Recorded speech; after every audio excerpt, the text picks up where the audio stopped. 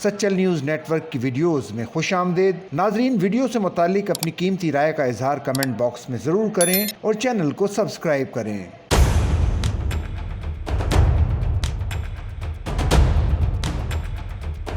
कराची के इलाके चांद बंगला फकीरा गोड स्कीम 33 में डकैती के दौरान डाकुओं की फायरिंग से खातून के कत्ल का मुकदमा थाना साइड सुपर हाईवे सनती एरिया में दर्ज कर लिया गया।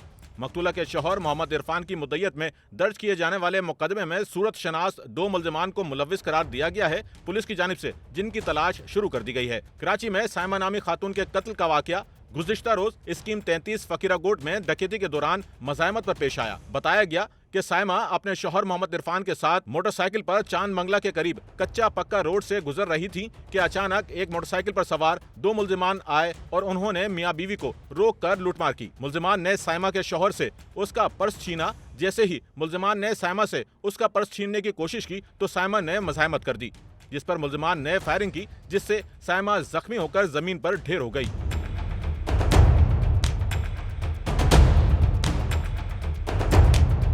साइमा के शौहर मोहम्मद इरफान के मुताबिक मुल्जिमान साइमा को जख्मी करने के बाद मोटरसाइकिल पर बैठकर मौके से फरार हो गए, जिसके बाद मोहम्मद इरफान ने पहले अपने अहले खाना को इतला दी और साथ ही साइमा को शदीद जख्मी हालत में रेस्क्यू एम्बुलेंस में डालकर अब्बासी शहीद अस्पताल ले गया, जहां डॉक्टर्स ने साइमा के अस्पताल पहुंचने से कबल दम तोड़ जाने की खबर दे दी। डॉक्टर्स की जानिब से मोहम्मद इरफान को बताया गया कि डाकुओं की जानिब से चलाई जाने वाली गोली साइमा के बाएं जानिब सीने पर लगी, जो जानलेवा साबित हुई। घर से निकले थे हॉस्पिटल के लिए, तो चांद बंगले के रास्ते जैसे आगे आधे पे पहुंचे तो बंदे आए 70 बाइक के।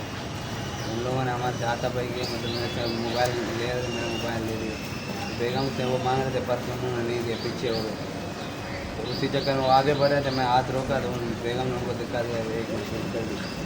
ये थे पठान थे। मोहम्मद इरफान के मुताबिक वो चेकअप के गर्ज से अस्पताल जाने के लिए घर से निकले थे तो ये वाकया पेश आ गया। पुलिस ने अस्पताल पहुंचने के बाद ज़ाब्ते की कार्रवाई मुकम्मल की, जहां मकतूला साइमा के शौहर मोहम्मद इरफान का बयान कलमबंद करने के बाद ताज़ीरात पाकिस्तान की दफा 397 के तहत मुकदमा दर्ज करके मुल्जिमान की तलाश शुरू कर दी।